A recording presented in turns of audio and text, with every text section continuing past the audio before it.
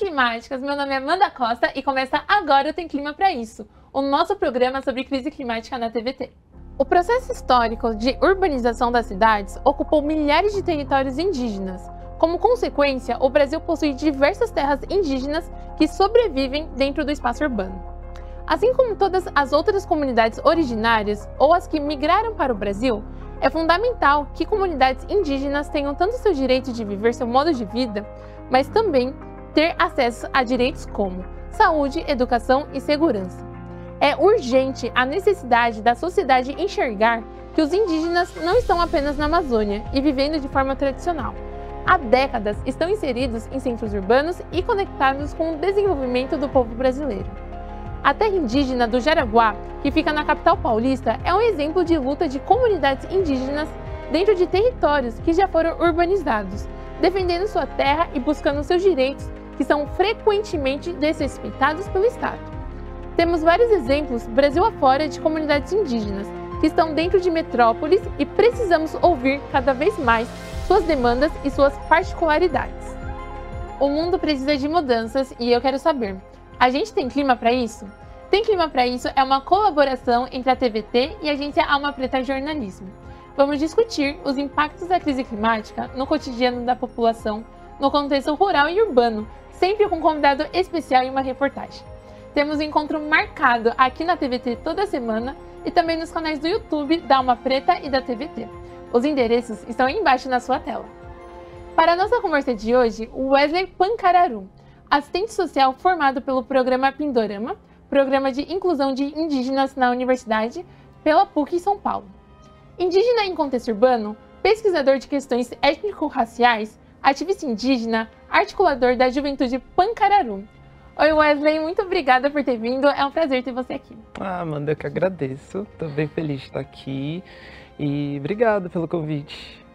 E você, fica com a gente que hoje o programa está imperdível. Agora vamos conhecer um pouquinho mais o Wesley. Eu sou Wesley, sou assistente social, formado por um programa de inclusão de indígenas na universidade, lá na PUC São Paulo, né, o programa Pindorama. O programa Pindorama ele é um projeto que vai para além da formação acadêmica de indígenas, né, mas ele tem o objetivo de formar lideranças, né, formar pessoas que ecoem as questões indígenas para além das suas formações acadêmicas. Atualmente eu atuo como assistente social de uma organização social aqui no território do Jardim São Luís, que atende cerca de 1.800 pessoas em situação de vulnerabilidade social. Então eu atendo desde crianças de 0 anos até idosos, que aí, né, melhor idade pode chegar a mais de 100. Eu percebo que trabalhar com essas várias faixas etárias em programas diferentes, então eu trabalho hoje fazendo acompanhamento do trabalho social de um centro de educação infantil, né, que está na política de educação, um centro de criança e adolescente, um centro da juventude e um núcleo de convivência do idoso. Então, são muitas especificidades dentro de cada um desses programas que, na verdade, é muito complicado de trabalhar com todas essas especificidades junto, né? Eu penso que o que eu trago da vivência indígena para minha atuação é essa possibilidade de olhar para o todo, independente das diferenças, né? Com esse olhar dentro de uma especificidade. A atuação que eu faço com uma criança dentro da educação infantil, que eu acompanho dentro da educação infantil, para a atuação dentro da garantia de direito de um idoso, ela tem essa mesma premissa de garantia de direito, só que como eu faço essa garantia de direito, precisa ser muito trabalhado dentro da especificidade de cada grupo. Esse é um olhar que eu trago da vivência dentro do movimento indígena, onde a gente está pautando uma mesma luta, porém dentro de várias especificidades, porque o que a gente costuma falar muito dentro do movimento indígena é que cada povo é um universo, e dentro desse universo se desdobram outros universos. Então é uma luta só, é uma coletividade dentro das suas individualidades. Wesley, me conta, a gente tem clima para impedir a crise climática? Eu acho que a gente tem que ter clima, né, Amanda, para poder impedir a crise climática. E acho que isso envolve o direito à vida de várias pessoas, não só os impactos ambientais mais recentes que a gente tem sofrido, como uma pandemia, mas acho que várias outras coisas, né, diz respeito à vida de muitos povos indígenas, quilombolas, ribeirinhos. Então, a gente precisa ter clima para ter uma justiça climática, sim, porque é algo muito importante. Sim, e muitas vezes a gente dentro do contexto climático, a gente enxerga algumas pessoas que estão na luta de frente e outras ficam invisibilizadas, como que muitas vezes é o caso das pessoas indígenas que moram nas grandes cidades. Conta pra gente como que foi para você estar inserido num contexto urbano, ser uma pessoa afro-indígena e ter que lidar com essa visão super estereotipada que a gente sabe que ainda acontece. Eu consigo sentir os impactos ambientais e climáticos para o meu povo lá no contexto de aldeia, porque a minha mãe ela traz os motivos do porquê ela saiu de lá e do que fez ela vir para cá, do quanto ela foi empurrada para esse contexto. E ela traz muito uma época que ela chama de seca de 70, que foi um período ali no Nordeste que os povos indígenas, não só os indígenas, mas também os povos nordestinos no geral, migraram aqui para São Paulo para fazer parte da construção dessa cidade. Então já foi ali um reflexo de questões climáticas, né? Sofreram fome lá, uma seca que nunca foi vista antes e acabaram migrando aqui para São Paulo. Então, acho que eu cresci dentro dessa vivência de perceber que minha família e parte do meu povo foi empurrada da aldeia para essa grande cidade e não foi por opção, né, mas foi por necessidade. Mas também por ter crescido aqui, me desenvolvido em território periférico, também percebo alguns impactos aqui em São Paulo também, como por exemplo, o meu povo hoje, ele está localizado numa região que é a região do Real Parque, próximo do Morumbi. Então, o estádio do Morumbi é construído por mão de obra do meu povo, por mão de obra pancararu. Uau. Ali na década de 70, também na década de 60. E se constituiu uma favela, a favela do Real Parque. Eu lembro de ver os rituais do meu povo acontecendo nessa favela do Real Parque, na lama, num contexto de moradia totalmente precário, porque as pessoas elas estavam migrando para cá, mas elas não tinham amparo nenhum, né, nem do poder público, das políticas de habitação, mas também nenhum tipo de amparo para que essas pessoas conseguissem manter a prática cultural aqui. Então, dá para perceber que tanto em São Paulo quanto ainda lá na aldeia, a gente sofre questões climáticas desde sempre, né? Questões ambientais, sofre com essa injustiça. E você trouxe algumas dificuldades que eu também acredito que fazem parte de um contexto de racismo ambiental. E quando a gente olha a construção da nossa cidade, quando a gente olha onde as populações estão inseridas, né? A gente vê que, dependendo da sua cor, da sua classe, da sua etnia, vai ter um lugar demarcado para você. Gostaria que você contasse para a gente um pouco dessa dificuldade, tanto do que é ser um jovem afro-indígena num contexto urbano, tanto de lidar com essas injustiças, onde você sabe que a tua força de trabalho, muitas vezes, parte do teu conhecimento ancestral, está sendo utilizado, mas não recebe o devido valor. Fala pra gente um pouco sobre isso. Eu dou um exemplo assim para ilustrar, que é que eu me sentia meio que na vida do Harry Potter, sabe? Com um universo paralelo, que era a cultura do meu povo, que eu vivia ali na minha casa, com minha mãe ensinando a gente sobre a relação de ser no mundo e mantendo as nossas práticas culturais, acolhendo as pessoas do meu povo que vinham para São Paulo por causa de algum motivo. E eu crescia com essa realidade ali na minha casa, mas eu não externalizava isso para fora. Eu não externalizava isso para fora desde cedo por conta dos conflitos que isso me gerava. Porque quando eu falava na escola que sou indígena, as pessoas, elas automaticamente negavam isso para mim. Então, se eu falasse para minha professora no dia do índio, eu sou indígena, na verdade, eu nunca me elaborei como indígena, eu sempre me elaborei como pancararu, né? Acho que a ideia do que é ser indígena eu também fui ali desenvolvendo ao longo da minha vida. Mas eu ouvia um grande não, você não é. E aí eu ficava com esse conflito do porquê minha mãe tá falando na minha casa e eu tô percebendo essa realidade de cultura do meu povo acontecendo, mas alguém não indígena tá falando para mim que eu não sou. E isso tem a ver com os estereótipos que a gente cria, né? Que na verdade é criado e reforçado, né? É um estereótipo que é criado de único modelo de ser indígena, ali muito baseado nos parentes, normalmente de cabelo liso, de franjinha, de pele avermelhada, e ali carregado de estereótipo quase como se fosse um ser mitológico, assim, um ser que existe no imaginário, mas não existe de fato, como se fosse algo mito mesmo, assim. E na verdade a gente não é mito não, a gente existe em vários contextos, a gente existe em várias estéticas, a gente existe em várias possibilidades e acho que crescer em São Paulo, crescer num contexto urbano, fortalecendo essa identidade, pensando toda vez, sim, eu existo, sim, minha mãe não está mentindo, minha história é real, eu sei disso, eu sinto isso, é um desafio muito grande, assim, é muito grande, porque é você indo para uma mão enquanto todo mundo está tentando fazer você voltar, sabe? Acho que eu percebi isso desde muito novinho, assim, e acho que isso pode ser um exemplo das multiquestões que a indígena em contexto urbano vive. Sim. E eu tenho certeza que provavelmente no trabalho você enfrentou questões muito mais profundas. Mas, ó, a gente vai fazer uma rápida parada. No próximo bloco, vamos bater um papo sobre o trabalho do Wesley.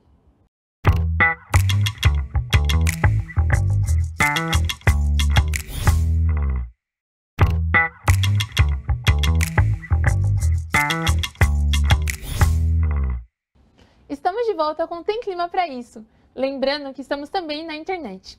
Fique ligado no YouTube da TVT e da Alma Preta para ter acesso ao conteúdo dos nossos programas. Wesley, agora não me conta.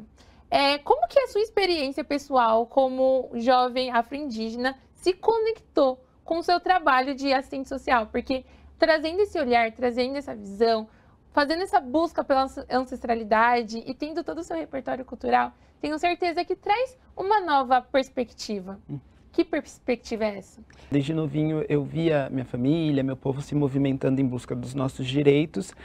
E, por coincidência, eu sempre fui muito crítico, assim. Então, quando essas pessoas, elas me dizem de onde eu não sou, eu quero me embasar para poder contrapor essa ideia delas, né? Então, desde sempre eu tentava fazer isso. E quando eu me deparei com a possibilidade de entrar na universidade, eu escolhi o curso de serviço social por ser um curso que defende a garantia de direito, né, das pessoas que, por algum motivo, estão inseridas numa situação de desigualdade.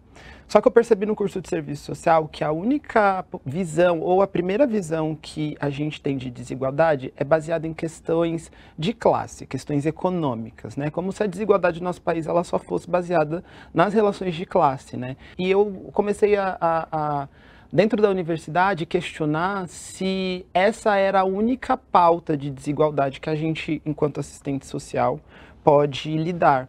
E aí eu falava para alguns professores, mas raça também não está ali nessa relação de desigualdade? E eu conseguia perceber isso num primeiro momento relacionado à questão de raça, porque se você olhar a população em situação de rua de São Paulo, desse país, as populações mais vulneráveis, ela tem raça, né? Ela tem cor. Não são as pessoas brancas que estão, em sua maioria, nas situações de vulnerabilidades. Então, sempre me deixava instigado a entender por que a questão de raça não era mais debatida dentro da prática do serviço social. E eu não podia pensar só na questão de raça sem trazer também as vivências dos povos indígenas, o quanto isso atravessa também o nosso olhar profissional quando a gente vai fazer algum atendimento de alguma expressão de questão social.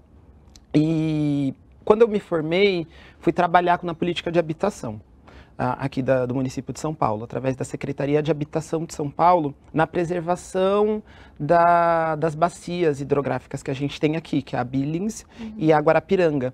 Então, basicamente, era um trabalho de remoção de pessoas que estavam morando na beira da represa. Então, eu fiquei pensando, como pessoa preta e indígena, qual é a ótica que eu posso ter na minha prática profissional?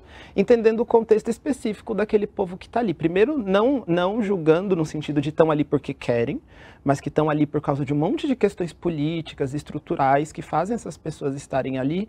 E quais são as especificidades de cada grupo ali para a gente poder trabalhar nossa possibilidade de atuação. Então, na habitação, eu percebi que toda a questão de elaboração climática, toda a questão de relação com o meio ambiente, estava ali no meu dia a dia. E se eu não olhasse para o meu trabalho com essa visão, eu estava deixando de ter uma boa oportunidade de melhorar a minha prática profissional. E você é um pesquisador, você está pesquisando sobre as questões étnico-raciais, fazendo um trabalho incrível sobre miscigenação aqui no Brasil. Conta um pouco mais pra gente sobre isso. Eu sou filho de um homem negro com uma mulher pancararu. E aí eu ficava sempre nesse conflito do sou um pancararu, mas sou lido na minha quebrada, que é o Capão Redondo, como uma pessoa preta. Então, como que eu consigo, de alguma forma, lidar com isso? E isso sempre foi um espaço de conflito para mim. E aí, tudo que é um espaço de conflito para mim, eu tento buscar mais informação. Nisso, na universidade, eu acabei conhecendo um núcleo, que era o único núcleo do serviço social que discutia gênero, raça e etnia. E eu fiquei pensando que, de repente, são 3 aspectos de discussão tão grandes que não daria conta só em 6 meses e ainda de forma optativa. Eu queria mais. Eu queria entender o que é ser negro nesse país, o que é ser indígena nesse país. E aí eu fui tentar entender o que é ser negro nesse país, dentro de aspectos ali da construção, né, da ideia do que é ser negro, da história, de como viemos para aqui enquanto pessoas negras e do como fomos desenvolvidos nessas sociedades e não inseridos nela de fato. E também ali entendendo o que é ser indígena, né? Quais são os aspectos que faz uma pessoa ser pertencente a um povo. Para poder muito sanar um conflito que eu tinha de forma interna, né? E ali, no final dessa pesquisa que eu fiz, que é o processo de miscigenação entre negros e indígenas, eu entendo, né, basicamente assim, de forma bem reduzida, que uma coisa não anula a outra. A minha negritude ela vai estar aqui nas minhas características fenótipicas, mas não só, eu vou ser lido, né, pela sociedade como uma pessoa negra, mas eu tenho um contexto cultural de uma pessoa pancararu. Uhum. Então eu consigo entender que, na verdade, as 2 coisas, elas caminham sim juntas, mas não são a mesma coisa, porque eu lembro que também na universidade eu percebia que tudo era colocado no mesmo lugar, ser indígena e ser negro. E somos ali irmãos de luta, sim, mas também temos questões específicas. Se os povos indígenas dentro dos 305 já têm as especificidades, imagina povos indígenas e população negra. Assim como a população negra também vai ter ali os seus recortes de discussão, né? Sim. E acho que são coisas que estão sim aliadas, mas é legal a gente também entender como uma complementa a outra, como uma conversa com a outra. E acho que é bem importante fazer essa leitura. A gente volta daqui a pouquinho com o último bloco do Tem Clima Pra Isso.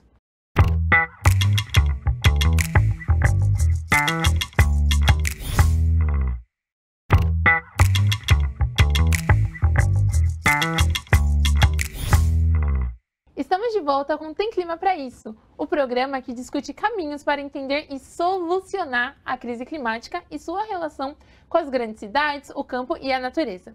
O Tem Clima Pra Isso também está na internet. Você pode assistir no YouTube da Alma Preta e no canal da TVT no YouTube. Wesley, conta pra gente quais são as principais demandas das populações indígenas que estão no contexto urbano. Olha, são muitas, assim, são bastante, mas eu acho que uma principal, que na verdade até eu penso que dê conta um pouco das outras, é a ideia de ocupar espaços. Eu tenho uma amiga que é a Jéssica Pancararé, maravilhosa assistente social também, ela trabalha na Casa de Saúde Indígena, que é um espaço de saúde que atende às necessidades de povos indígenas aqui em São Paulo. E a gente fala muito da importância dessa equipe, desse profissional que está ali fazendo atendimento não só social, mas na área de saúde, também ser indígena. Principalmente porque, não que um profissional não indígena não vai ter a capacidade de trabalhar com uma população indígena, mas o profissional indígena ele vai ter um olhar para essas especificidades culturais muito únicas. Então, eu acho que, na verdade, uma das demandas dos povos indígenas em contexto urbano hoje é ocupar espaços. Ocupar espaços nos processos de decisões políticas, nos equipamentos públicos, na mídia, na moda, em todo lugar que a gente puder ocupar, sabe? Porque acho que é uma forma da gente mostrar que quem fala por nós somos nós e a gente tem essa capacidade. E aí, pensando que as nossas lindezas climáticas que estão acompanhando a gente querem se aprofundar nesse conteúdo, querem entender mais sobre tudo isso que você compartilhou com a gente. Uhum. Indica organizações, livros, artigos, vídeos, pessoas, para que quem está acompanhando a gente agora, nesse momento, também tenha outras referências para se aprofundar nesse conteúdo. Olha, enquanto representação dos povos indígenas aqui no Brasil, eu super indico os perfis mas não só, enfim, no Instagram, mas nas redes sociais como um todo, dos movimentos que organizam as pautas dos povos indígenas. Então eu indico muito a PIB, que é a Associação Brasileira dos Povos Indígenas. Ela se organiza de forma não central, né, mas a PIB ela acaba sendo a instância macro e ali as regiões vão ter as suas representações de articulação de acordo com cada território. No cenário de poder de decisão, eu super indico que conheçam Sônia Guajajara. Tem Ela é uma maravilhosa. luta maravilhosa. É uma mulher incrível, que nos representa enquanto pauta de forma muito grande. No âmbito artístico, eu indico uma artista que eu tenho ouvido muito, te indiquei uma música antes da gente começar aqui, que é a Caê Guajajara. Ela é uma artista que eu tenho ouvido muito, principalmente porque a arte dela me atravessa de uma forma muito pessoal. Eu acho que ela consegue trazer através de música, voz, de luta muito forte. Indico Ayrton Krenak para ler, então eu acho que ele traz algumas ideias de elaboração sobre nossa existência enquanto coletivo, muito incríveis. Eu poderia ficar aqui horas indicando um monte de parentes incríveis. Se indica, porque aí a galera te segue nas redes sociais e aí vão acompanhar esses conteúdos e vão ter mais esse universo e esse panorama. Como que as pessoas podem te encontrar nas redes? Podem me encontrar no Instagram Wes Pancararu. Lá eu mostro um pouquinho da minha articulação enquanto indígena, enquanto assistente social. Mostro também minha vida pessoal, porque a gente somos várias coisas, né? Então lá eu consigo mostrar um pouquinho outros passos, inclusive, que eu tenho ocupado, né? E trazendo a minha voz aí para várias vozes que foram silenciadas durante muito tempo. Muito, muito, muito bom! E a última pergunta para a gente encerrar esse programa com chave de ouro é uma pergunta que eu quero escutar do seu coração. Que presente você deixa para o presente? Acho que deixo uma pulguinha atrás da orelha, uma crítica sobre a gente olhar mesmo para essa história que a gente construiu, né? Estamos construindo com mais empenho em entender ela sobre outras perspectivas que não só a eurocêntrica. Eu acho que olhar para a nossa história através do que está colocado hoje, né, nas escolas, nas universidades, ainda é muito raso. Acho que a gente tem que entender essa história através da perspectiva dessa galera, dessas pessoas que foram ou arrancadas de sua terra e trazidas para cá à força, ou olhar também sobre a perspectiva dessas pessoas que estavam aqui nessa terra e foram invisibilizadas como se fossem nada, e são até hoje, como se a gente não tivesse uma relação única com esse lugar que chamaram de Brasil, né? Mas que pra gente, na verdade, se chama Pindorama, ou se chama outras várias coisas, se chama nosso território, se chama casa. Então, sei lá, eu acho muito bonito olhar para uma foto de 1931 e ver que agora, em 2021, o ritual do meu povo acontece exatamente no mesmo lugar. Então, não é só um pedaço de chão. Aquilo não é só um pedaço de chão, aquilo é história. É a história dos meus, é a história de muitos dos meus que também ocuparam aquele chão, daquele território sagrado. E acho que a gente precisa olhar para a história dessas pessoas com muito mais empenho mesmo. Sim. Foi incrível, incrível, incrível trocar essa conversa com você. Obrigado. Tem muita força, tem muita coragem, tem uma bravura que transborda do seu olhar e eu me coloco à disposição para abrir portas, para potencializar a tua narrativa e fazer com que o que você carrega ecoe e alcance cada vez mais pessoas, mais lugares e que a gente possa, de fato, transformar a nossa sociedade. Também agradeço a você, minha lindeza climática, que está aqui com a gente, engajada, interessada, entendendo que, para que a gente possa, de fato, cuidar do nosso Brasil, a gente precisa começar escutando. Escutando os povos que foram, historicamente, silenciados e invisibilizados. E saiba que, fazendo isso, assistindo esse programa, você, além de se nutrir de conhecimento, você está desenvolvendo essa visão decolonizada e afrocentrada que vai ser a base para que a gente possa cuidar de todas, todos e todos. Lembre-se, o conteúdo desse programa estará disponível no YouTube da Alma Preta e da TVT. Compartilhe com a sua família, seus amigos, aquele crush climático e contribua para o debate sobre crise climática global. Esse foi o Tem Clima Pra Isso.